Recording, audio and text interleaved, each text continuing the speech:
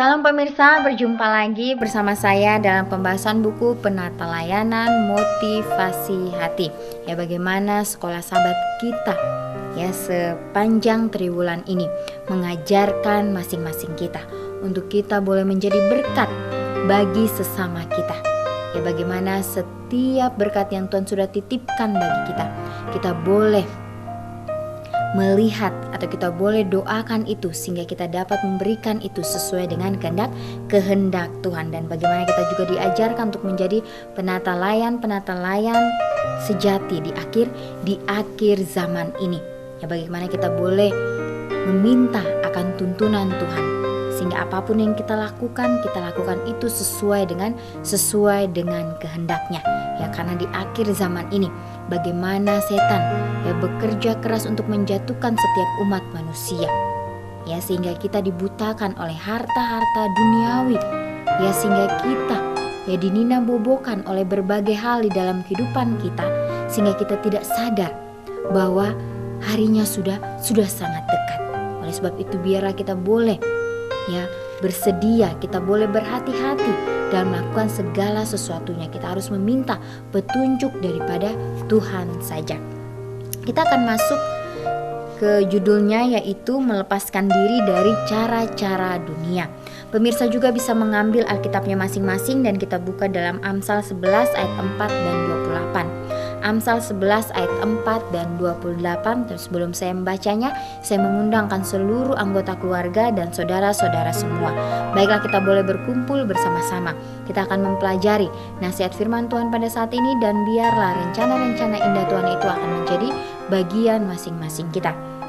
Kita buka bersama di Amsal 11 ayat 4 dan 28 dikatakan, "Pada hari kemurkaan harta tidak berguna, tetapi kebenaran melepaskan orang dari maut. Siapa mempercayakan diri kepada kekayaan akan jatuh, tetapi orang benar akan tumbuh seperti daun muda." Ayat yang begitu luar biasa ya, yang kembali mengingatkan kita ya supaya kita tidak mementingkan akan diri kita sendiri, kita tidak mementingkan akan harta duniawi ini, tapi bagaimana kita mau terus mempelajari akan firman kebenaran Tuhan sehingga kita boleh bertumbuh ya, hari demi hari kita boleh menyerupai akan karakter Kristus sendiri. Meskipun setan gagal mencobai Yesus, ia telah berhasil kepada semua orang lain. Dia akan terus melakukannya kecuali kita bertempur menggunakan persenjataan dan kuasa Tuhan. Ya, jadi kuasa Tuhan itu dapat mengalahkan kuasa apapun yang ada di dunia ini, yang satu-satunya menawarkan kita kebebasan dari daya tarik dunia. Dengan demikian kita harus memusatkan perhatian kita pada pemberi nafkah surgawi kita. Daud menyadari nilai sebenarnya dalam hidup ini ketika dia menulis, "Singa-singa muda merana kelaparan, tetapi orang-orang yang mencari Tuhan tidak kekurangan sesuatu pun yang baik." Mazmur 34 ayat 11. Salomo mengakui bahwa hikmat dan pengertian lebih berharga daripada perak dan emas. Amsal 3 ayat 13 dan 14. Kebahagiaan sejati dan hidup benar datang dengan mengalihkan pandangan kita dari harta yang kita miliki dan melihat kepada Kristus yang hidup yang memiliki kita. Satu-satunya pengharapan kita untuk lepas dari daya tarik dunia adalah hubungan yang vital dan berhasil dengan Yesus. Ya, pekan ini kita akan mempelajari unsur-unsur dari hubungan kita dan betapa pentingnya itu bagi keberhasilan kerohanian kita. Untuk mengenali kekuatan di balik topeng dunia dan melihat pentingnya Kristus sebagai alasan sebenarnya untuk hidup. Ya, jadi ini sangat indah sekali. Ya, bagaimana ini ya menegur masing-masing kita yang hidup di akhir zaman ini, supaya kita jangan mengejar akan harta di dunia ini, tapi biarlah kita mengejar akan harta yang ada di surga. Ya, bagaimana kita harus mengejar akan harta rohani itu di dalam kehidupan kita. Ya, karena dikatakan ya semuanya itu di akhir nanti itu akan dibinasakan.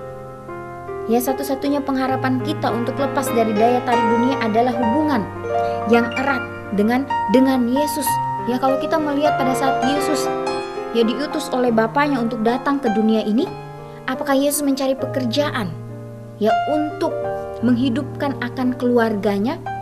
Apakah Yesus mencari kekayaan untuk dirinya? Ya tidak. Ya karena Yesus sudah mempunyai harta yang sangat berharga di surga. Ya Yesus turun ke dunia ini untuk menjadi teladan. Ya sehingga kita meneladani akan Dia. Ya bagaimana Yesus menggunakan akan setiap tenaganya, akan setiap pemikirannya untuk orang lain. Ya bagaimana Yesus juga diberikan suatu tanggung jawab memikul beban keluarganya sehingga Yesus bekerja di pertukang kayuan daripada ayahnya. Dia sama-sama bekerja dengan ayahnya, dia memikul tanggung jawab itu. Ya tapi dia bekerja bukan untuk dirinya. Ya bagaimana dia bekerja untuk menunjukkan ya bahwa dia pun sanggup melakukan itu dan kita pun ya dapat disanggupkan. Karena Yesus selalu bergantung sepenuhnya kepada Bapa di surga. Ya inilah yang harus kita pahami, yang harus kita mengerti di dalam kehidupan kita. Ya jangan sampai motivasi kita itu salah. Ya bekerja itu tidak salah. Ya tapi motivasi kita dalam melakukan pekerjaan itu untuk apa? Apakah itu hanya untuk memuaskan hawa nafsu kita? Apakah itu hanya untuk membuat kita nyaman? Ya kita harus tanyakan kembali kepada Tuhan. Ya karena apa yang kita miliki, yang Tuhan sudah berikan kepada kita itu adalah sepenuhnya milik Tuhan. Ya hubungan dengan Kristus. Ya apakah kita mempunyai hubungan yang erat dengan Kristus? Ataukah kita sudah menjauh daripada Sang Pencipta kita? Ya cinta harta duniawi bahkan oleh mereka yang tidak memiliki banyak dapat menjadi rantai kuat yang mengikat jiwa kepada dunia ketimbang kepada Kristus. Ya kita harus berhati-hati. Ya satu-satunya obat untuk keduniawian dalam bentuk apapun itu muncul adalah ketaatan yang terus-menerus kepada Kristus. Ya hidup kita disembunyikan di dalam Kristus dan rencananya menjadi rencana kita. Komitmen sejatinya adalah meletakkan tangan kita untuk membajak tanpa menoleh ke belakang. Ya, jadi bagaimana kita harus tetapkan fokus pandangan kita hanya kepada Tuhan yang satu-satunya penolong kita, yang akan memberikan kita kelepasan, yang akan memberikan kita kelegaan. Ya karena Yesus mengatakan, datanglah kepadaku semua yang letih lesu dan berbeban berat, aku akan memberikan kelegaan kepadamu. Ya ketika kita berserah kepadanya, dia akan melepaskan cengkraman dunia pada jiwa kita. Kita harus lebih berpusat kepada Kristus ketimbang berpusat kepada materi. Ya itu saja yang akan mengisi kekosongan di dalam kehidupan kita. Ya jadi sudah sangat jelas. Ya kalau kita mempunyai hubungan yang erat dengan Tuhan, pastinya Tuhan akan membukakan jalan kepada masing-masing kita untuk melihat akan kasih Tuhan di dalam kehidupan kita. Kemudian dalam firman, ya jadi betapa pentingnya untuk mempelajari firman itu setiap hari. Ya karena kita akan mendapatkan pelajaran-pelajaran yang baru, pelajaran-pelajaran yang indah di dalam kehidupan kita. Kalau kita membuat suatu fondasi, ya fondasi kita sebagai umat-umat Tuhan ya ini firman Tuhan. Ya kalau kita tidak kuat dalam firman Tuhan maka kita akan hancur. Ya. Kita mempelajari Alkitab karena itu adalah sumber utama kebenaran. Ya Yesus adalah kebenaran. Ya dan di dalam Alkitab kita menemukan Yesus sebagaimana Dia yang kita kenal karena dalam Alkitab Dia telah diungkapkan kepada kita. Ya cinta akan dunia, khususnya cinta akan harta duniawi dapat dengan mudah menarik kita menjauh dari Tuhan jika kita tidak berhati-hati. Ya jadi inilah ya nasihat firman Tuhan. Ya ini menegur saya secara pribadi dan mungkin menegur saudara-saudara pada saat ini. Ya kita boleh doakan ini dengan kesungguh-sungguhan kita. Ya apakah saya sudah mengasihi Yesus dengan sepenuh hati saya? Ataukah saya mengasihi Yesus masih setengah-setengah? Ya biarlah di dalam kehidupan kita, khususnya pada saat kita mendengarkan firman Tuhan, kita boleh memperbarui komitmen kita. Ya untuk lebih dekat lagi kepada Tuhan. Kehidupan doa ya di dalam kehidupan kita. Ya karena dikatakan banyak doa maka akan banyak kuasa. Ya doa itu adalah nafas kehidupan kita. Ya bagaimana kita harus berdoa setiap saat di dalam kehidupan kita. Kita tanyakan kepada Tuhan, apa Tuhan yang harus saya lakukan hari ini? Ya bantu saya Tuhan supaya detik demi detik yang telah berlalu, supaya saya tetap memfokuskan pandangan saya hanya kepadamu. Ya jika tidak ada iman yang melekat kepada doa-doa kita, akan ada praduga, keyakinan palsu setan. Ya doa dan iman adalah serumpun dan keduanya perlu dipelajari bersama-sama. Dalam doa beriman ada ilmu ilahi. Itu adalah ilmu yang harus pahami setiap orang yang akan membuat pekerjaan seumur hidupnya berhasil. Kristus berkata, apa saja yang kamu minta dan doakan, percayalah bahwa kamu telah menerimanya, maka hal itu akan diberikan kepadamu. Markus 11 ayat 24. Ya, jadi inilah janji Tuhan, janji yang indah bagi masing-masing kita. Ya kalau kita tidak berdoa, maka ada si jahat yang akan melihat untuk mempengaruhi kehidupan kita. Oleh sebab itu biarlah kita terus meminta akan tuntunan Tuhan. Kita harus terus berjaga, tetap bersedia. Ya karena kita hidup di akhir zaman, di mana hari kedatangan Tuhan itu semakin dekat. Ya betapa pentingnya ya untuk kita meminta akan tuntunan Tuhan di dalam kehidupan kita. Ya begitu pula dengan kehidupan hikmat kita.